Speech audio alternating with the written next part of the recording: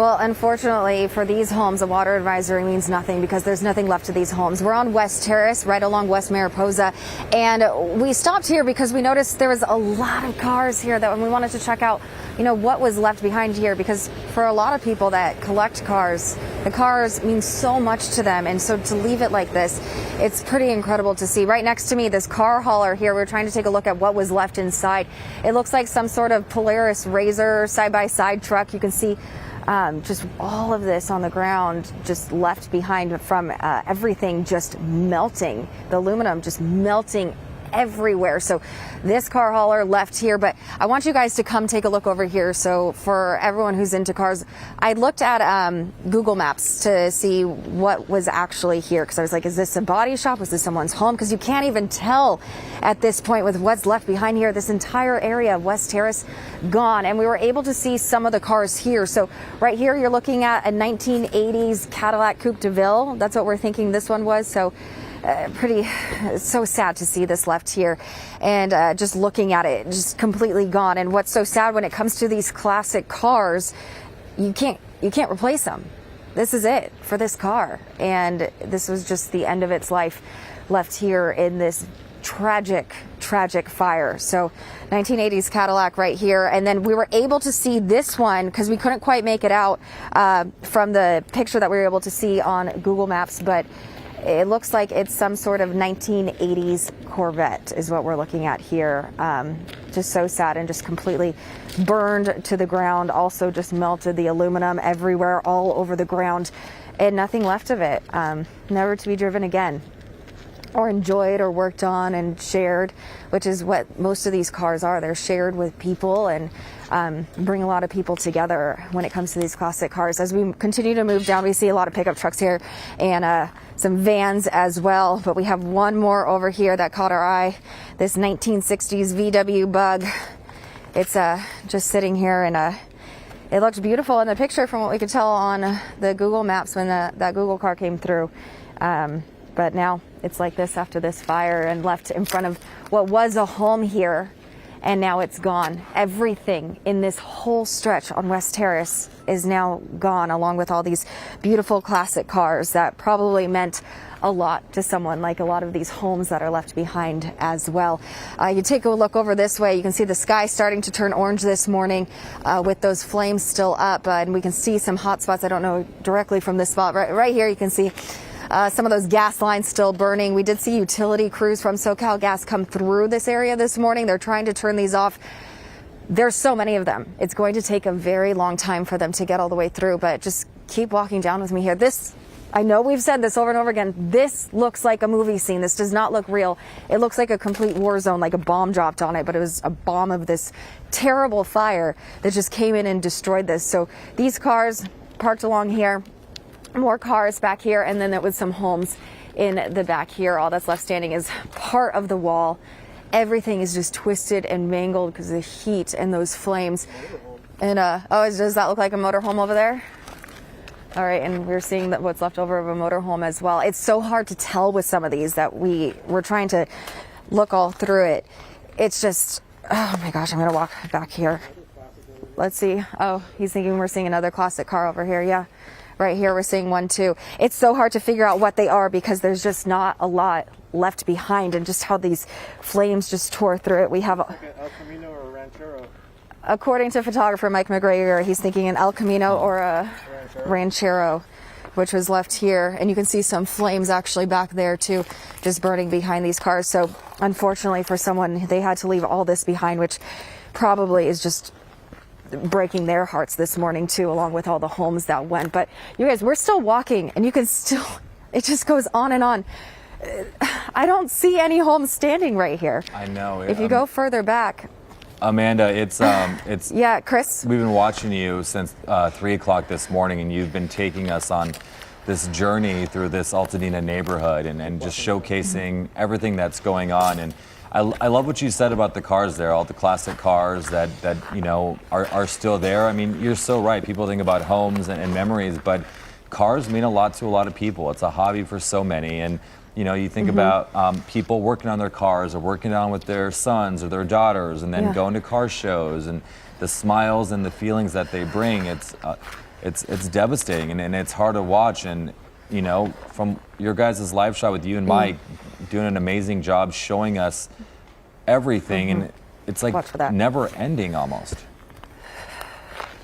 It's never ending, and I come from a car family, so I can understand the love that goes into it, the work, the passion, the money as well. But there's just so much heart in it. Okay, it's a little muddy over here, but just giving you an idea. If Mike, can you just do a 360 and just show what we're looking at? This is heartbreaking. There is nothing left right here. It's so sad, and it's unbelievable now that the sun is starting to come up here in this Altadena neighborhood. Again, this is West Terrace. And you guys, I can't even show you a house that's still standing right now. This fire just tore through this area, and it's crazy to see what got left behind. Oh, look, there's a motorcycle right there. This bike somehow is still here. I don't know how that stayed put, but everything just destroyed. This would have been the entryway to, it looks like, to someone's home. This must have been their front yard.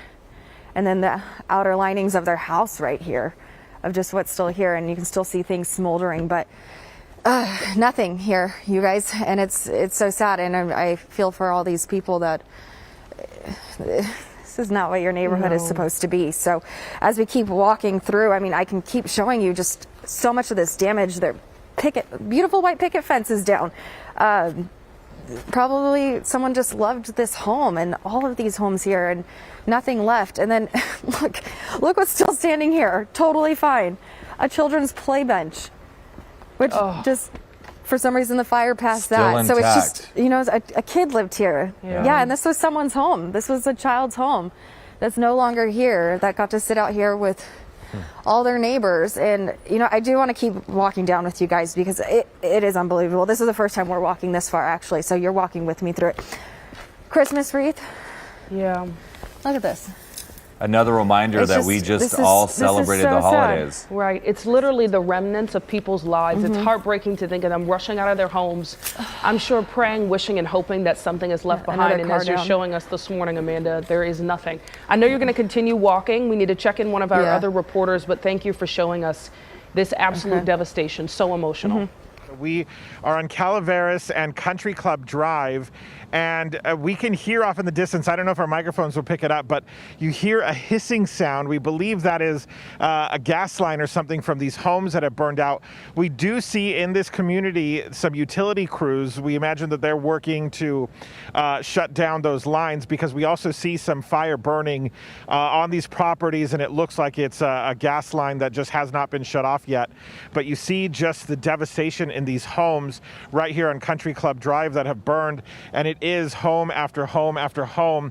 And then behind them, you can even see that there are several homes that have burned. And I mean, these are some of them two-story homes, very prominent looking in the front of these properties, and established homes that have been here for decades. And so you got to imagine, of course, how difficult that is for the families to see all of this devastation here.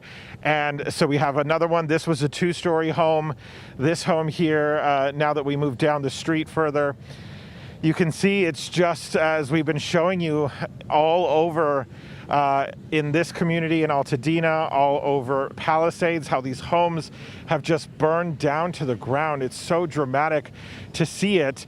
And as I mentioned, we're on Country Club Drive, so the Altadena Town and Country Club is also right here in this community. That has burned to the ground, and you see what is left of it here. This is where they had several ballrooms, a dining room. You know, this is where they had a lot of elegant events here. I've been here for friends who've gotten married on the property, celebrated birthdays for my family. My mother's 60th birthday was held here. You know, and this, the significance of this place, I want to point out, is it has been here for 115 years. So for people in this community and for family and friends that I know who live around here, these are the communities that they know, that have been well established, that this is what is going to be difficult for them to understand and to take in, that all of this is just destroyed so far. And what I want to show you also is, if we could swing around, and Ernie Fuentes, my photographer, if you could see up on the hillside there, now that we're starting to get a little bit of sunlight, it might be a little easier to see where the fire is still burning up in the foothills. Of course, that is away from homes. And we're not feeling strong winds right now. That is the good news. I know Alex was talking about winds in the forecast still to pick up, but right now, here where we are in Altadena, we're not feeling anything like that. It is a dramatic change in weather pattern compared to what it was like for us 24 hours ago when we were doing live reports, Ernie and I, over in Palisades, and feeling those strong wind gusts and seeing the embers blow. But what we're noticing immediately here is, of course, the loss to this community, the destruction here by the fire. And these are areas where people didn't normally think that a brush fire or wildfire could burn. I know Sheba and Chris, you were talking about being prepared no matter where you are, and that really seems to be the case now for a lot of communities, areas that we did not think this would happen. And then here we are standing amid all of this destruction, for these people who probably had no idea that this could happen. Certainly we didn't, really expect this to happen, but we knew that the winds were forecast to be life-threatening potentially, and we know that that came to fruition. Yeah. Oh, and Rick, we really feel for you this morning, standing in a place where you personally have memories, but it is a reminder that these are not just things and ashes now. These are people's memories and past and time spent with their families that are gone. And we just want to let people know you are watching Right, and it's KCAL. stuff that... Yeah, Rick, we just want to let people know you are watching KCAL News this morning at 6:30. We've got continuing coverage of the wildfires. Right now, we've got a live shot from Rick Montanez. He's in Altadena. And Rick, as the sun begins to rise, I think sunrise is around 6:50 something. We're starting to see this, and it seems like a war zone out there. It's we try to describe things and not be over dramatic about it, right? We want to be accurate in our reporting and our description of the events that happen in the world around us. And quite frankly, that is an accurate description of what we're seeing. It looks like a war zone. It looks like a bomb went off. It looks like what we know happened. Wildfire moved through here because of life-threatening, dangerous, historic winds that blew through this community in areas that did not otherwise see them. And another striking thing here is Ernie is showing us around. It looks like they left their hose out. They probably were trying to water down this yard or the front part of the home or the roof possibly, trying to protect their home. We've heard that from so many people about what they were trying to do to save their property and save everything they own. I mean, this isn't just, a structure lost. It's their memories, their belongings, people who, you work so hard for years and years to build up that life for yourself. And another thing that it's not just me, but I got to tell you that, how I'm relating to this too, because my nieces and nephews swam here competitively at the country club, and so even for them, we've got to remember the kids that will be impacted by this too, the families as a whole. So many people, even if you did not lose your home, we know people who did. We know families that did, from school, from work, from community, sports, all of these different parts of our life. Everything converging in such a tragic way. Yeah, I mean, it breaks my heart. A couple hours ago, you were talking about just the emotions and the exhaustion and, covering these stories, but also, having these ties like you do to this neighborhood. Breaks my heart for you. And I just want you to know, Rick, we all are here for you. So if you ever need anything, feel free to reach out, because this is impacting you and so many people, but I think also a good reminder for other people to reach out to their loved ones, reach out to their friends and family, just being like, hey, is there anything I can do to help you? We've got to check on each other. Yeah, because just that little text message could mean a lot. It make someone feel loved and better in light of what is a a nightmare. This is where community means more than anything. Yeah, to feel understood for these emotions that we're all going through. Yeah, absolutely. That area you're walking in right now, just completely devastated, Rick. It doesn't seem like anything in that area survived. All we see is rubble, and as you pointed, the things left in that rubble that remind us of the people who will have to come back there and rebuild once they make it through all of this. Yeah, and experience all those feelings and emotions when they do. Yeah, and can they? Will they?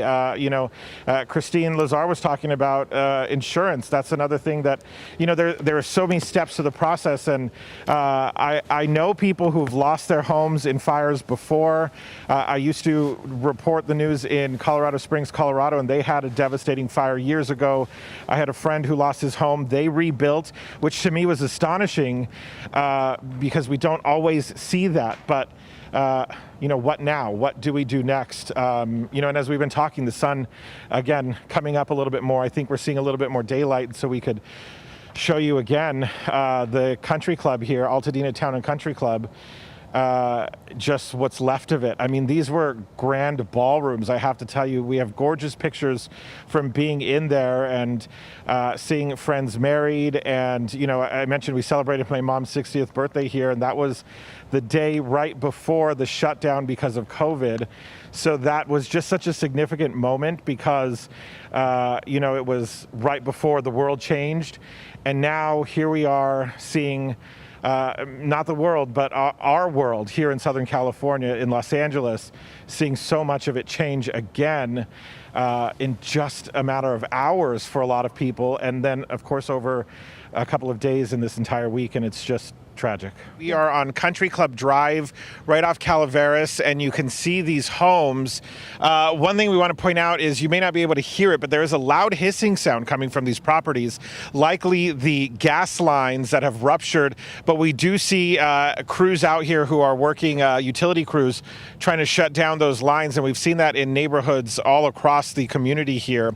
And so we are going to pop off the tripod here, so forgive us for this camera movement, but we want to show you around here because even down there, Ernie Fuentes, if you could show us, our photographer here, I mean, you see all of those homes on Calaveras Street that have burned there. And then we are on Country Club Drive here. And as we come up, you can see these homes that have burned here and just so much destruction here. It is pretty intense to see how much has been lost here in this community. And so, we're really just trying to give you an idea, a scope of what has burned and how much is lost. If we go up the street as well, you can see the Altadena Town and Country Club. That has been in this community for 115 years. And, a lot of us know this place very well. Excuse me, I'm putting my mask back on here because while we don't see a lot of haze and smoke, we really are still dealing with that particulate matter that is in the air. And it's, at times it feels like, oh, okay, the air kind of cleared a little bit, but then it gets hazy and smoky again. So that's been a problem. We're trying to make sure we get our cables in order here to be able to walk down and show you a little bit more right now. So forgive us. We were trying to make sure that our signal was strong enough to bring you these live images. Working through a lot of technical issues here so we can show you what's going on. The cell signal is down because power is out. So that makes it harder to be able to cover the news sometimes. But we can show you just, these homes, they were big, beautiful homes that have burned down. And then, Ernie, let's show them the Altadena Town and Country Club here. That this is where there were grand ballrooms inside, a dining room. I've been here to see my friends get married. We celebrated my mother's 60th birthday here a couple years ago. We've had parties and Father's Day, Mother's Day. My nieces and nephew swam competitively here. This has been in the community for more than a century. And I want to show, if we can here, Ernie, we were talking about trying to show this, the before and after. These are significant images to see of what this looks like. Let me see if I could bring it up here on my phone real quick. So bear with me for a second here. To see what all of these homes were like, what this community has lost here, and let's see if it's coming up. We can show you right here. So these are the homes where we were just showing you, where you could see what was lost there. And then as we swing around, another house that we were just walking in front of. And then up here is what used to be the Altadena Town and Country Club here on Country Club Drive. And then, once we get off of this previous image here and show you behind us what is left. I mean, it is so difficult when we see all of that and talk about how much has been lost. This morning, Rudabeh says we've been with you guys since 3 o'clock this morning. We also showed a burned out library, a burned out grocery store, a school, and countless homes. This is such a big impact to the community. It is not just properties lost. It's so much in so many different aspects of life that has been devastated and destroyed and burned down to the ground, and it's hard to see. This may speak to just how stretched thin first responders may be here on the ground. When we first arrived here about an hour and a half ago, there were 2 fire engines here. One left, and then just about 15 minutes ago, the other one has left. There are no more first responders here where we are, just us and a couple other news crews here as well. You want to get a little closer, this fire is still burning, and at this point, it's just a matter of time before this house completely burns to the ground. We have watched this chimney crackle, and over time, even if we're not even looking at this fire, you just hear these loud noises of this house just falling apart at this point.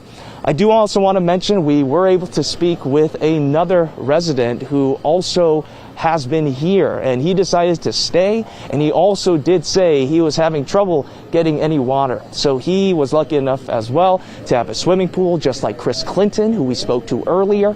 It seems like all the people that are staying up here are just doing whatever they can to just get any water on their properties and on their homes. And the other thing that's notable about what Chris and another resident said is they acknowledged that these roads are closed. They acknowledged that they can't get in unless they actually took back roads, they say. What back roads, we're not sure, but that may be something to note if people are going to be trying to get up here. And law enforcement may not want them up here because of how dangerous it is. You speak of the danger, I do have to mention that these embers are flying as well, but the wind has been going down. But as the sun does continue to come up, you're just seeing how bad the air quality is, and there goes another part of the chimney right now.